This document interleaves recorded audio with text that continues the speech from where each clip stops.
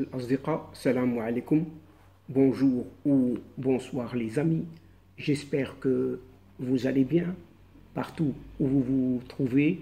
En tout cas, c'est ce que je vous souhaite et pour le meilleur de toutes les situations, bien entendu. Bienvenue. Bienvenue sur votre chaîne Bled Magharibia qui attend comme toujours vos encouragements, comme d'habitude, bien sûr. Et abonnez-vous. Abonnez-vous pour rester informé comme il se doit et en toute exclusivité et dans les meilleures conditions. Pour ma part, je suis ravi de vous retrouver une nouvelle fois à travers cette nouvelle séquence. Chers amis, mesdames et messieurs, cette vidéo se penche sur ces agendas, oui, ces agendas cachés derrière un certain complot contre le Maroc. Cette fois-ci, c'est au Parlement européen.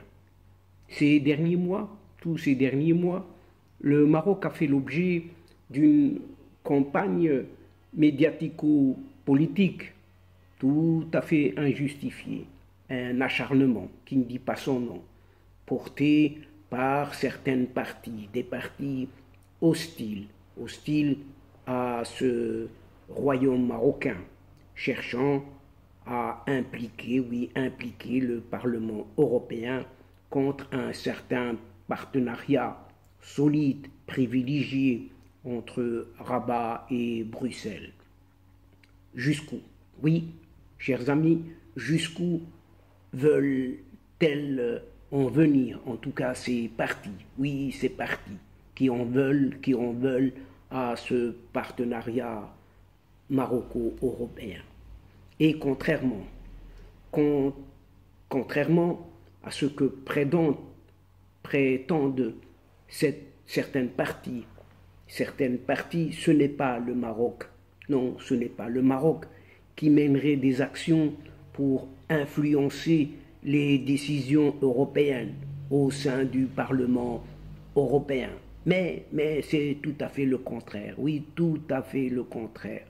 Mais l'acharnement est là, il est présent bel et bien contre le Maroc, porté par certains groupes, oui, certains groupes qui agissent au sein de ce Parlement européen et qui est la preuve qu'ils agissent pour le compte d'un agenda, oui, et le mot est lâché, un agenda bien caché. Toutes ces parties qui ont créé cette affaire médiatique. Et c'est comme ça que commencent les rumeurs.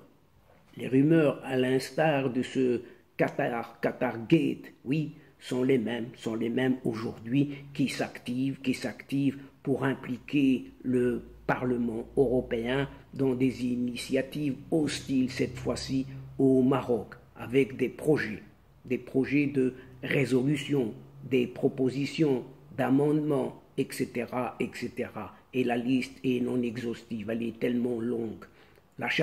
Cet acharnement, décidément, contre le Maroc, commandité et injustifié, émanant de groupes à la solde de certains agendas, bien cachés, oui, bien dissimulés, peut-être simplement expliqués par le nombre de tentatives, oui, juste le nombre de tentatives visant à saper cette relation tout à fait privilégiée, pourtant, disait-on, très solide entre le Maroc et l'Union européenne.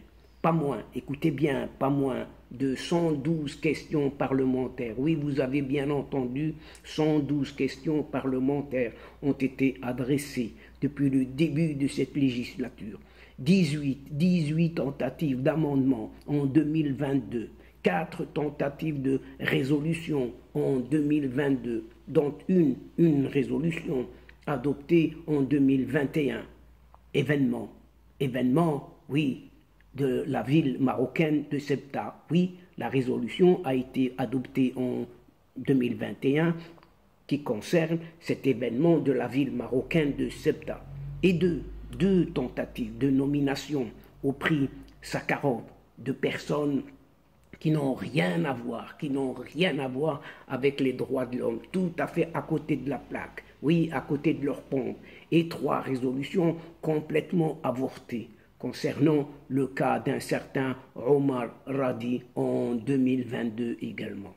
Les partis hostiles au Maroc œuvrent continuellement, vraisemblablement, à déstabiliser et piétiner la relation Maroc-Union européenne, bâtie depuis pourtant plus de 50 années pour le développement des relations bilatérales dans divers domaines et dans l'intérêt des 2 parties, si ce n'est de plusieurs parties. En signant plusieurs accords et instruments juridiques, accords d'association, accords et protocoles de pêche, accords agricoles, accords aériens, accords scientifiques, etc., ainsi que partenariats verts, documents conjoints sur le statut avancé, partenariat pour la mobilité, etc., Le Maroc et l'Union européenne ont tissé leur partenariat à un niveau tellement haut, tellement élevé qu'aucun autre pays du Sud n'a su l'égaler. L'Union européenne est un partenaire stratégique du Maroc depuis de nombreuses années et ses manœuvres au sein des institutions européennes ne semblent pas avoir d'autre objectif que de créer des zones de turbulence, du mauvais temps, de chercher à décrédibiliser tout simplement le Maroc et de fragiliser la dynamique en perpétuel développement pourtant positif du partenariat Maroc-Union européenne. À l'instar de tous les pays, le Maroc a toujours défendu ses intérêts dans le cadre de ses relations avec ses différents partenaires étrangers, et ce n'est pas la première fois que ce royaume marocain ancestral et ce partenariat avec l'Union européenne font l'objet d'attaques et d'un acharnement visant à les fragiliser tous les deux, à les décrédibiliser au sein du Parlement européen. De toute évidence, le Maroc refuse complètement d'être victime d'agendas cachés, servant d'autres partis qui cherchent à salir son image à travers cette avalanche de films politico-médiatiques observés ces dernières années, ou encore de se voir pénalisé par ce Parlement européen par la prise d'éventuelles mesures ou de résolutions quelconques à cause de ces manœuvres hostiles qu'il accuse tout à fait à tort. Il est à rappeler, chers amis, que le succès et l'exemplarité du partenariat Maroc-Union européenne résident dans un travail des 2 parties, basé sur des principes et des valeurs partagées, de confiance, de transparence et de respect mutuel. Et cette relation privilégiée ne peut continuer ainsi que dans le respect de ce cadre et des institutions établies par les 2 acteurs, y compris au sein du Parlement européen. Il existe une commission parlementaire mixte. Oui, vous avez bien entendu, il existe une commission parlementaire mixte, spécialement prévue pour traiter de tous les sujets concernant le Maroc et son partenariat avec cette Union européenne et pour éviter l'intervention de partis mal intentionnés dans les dossiers liés aux relations des 2 partenaires.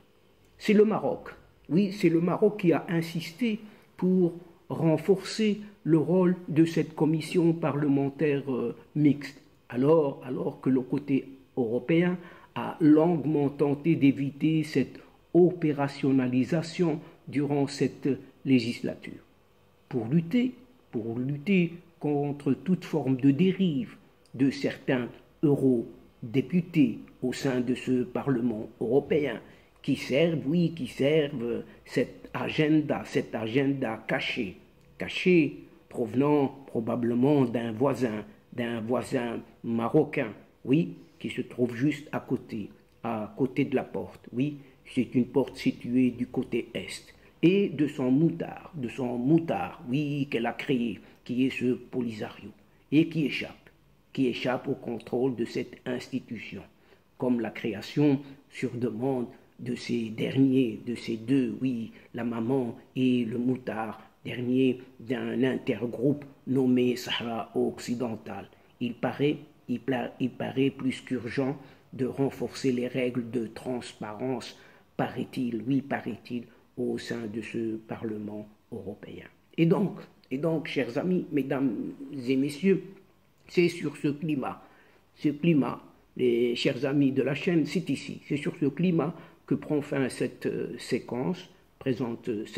courte séquence, en prenant congé de vous, tout en espérant vous retrouver avec un immense plaisir comme d'habitude. Un tout grand merci pour votre fidélité en nous écoutant jusqu'au bout des séquences, mais n'oubliez pas de nous aider mutuellement et de nous soutenir en vous y abonnant en grande masse afin d'être informé très rapidement. Aussi, chers amis, n'hésitez surtout pas de partager au grand maximum autour de vous les séquences vidéo de votre chaîne. Et votre chaîne a besoin de vous justement pour l'aider et pour faire diffuser ces séquences vidéo. Pour moi, le moment est venu de vous dire au revoir, les amis. Al-Asdiqa, salam alaikum wa rahmatullah wa barakatuh. À la prochaine fois et à bientôt. إلى اللقاء في حصة أخرى إن شاء الله. مع السلامة.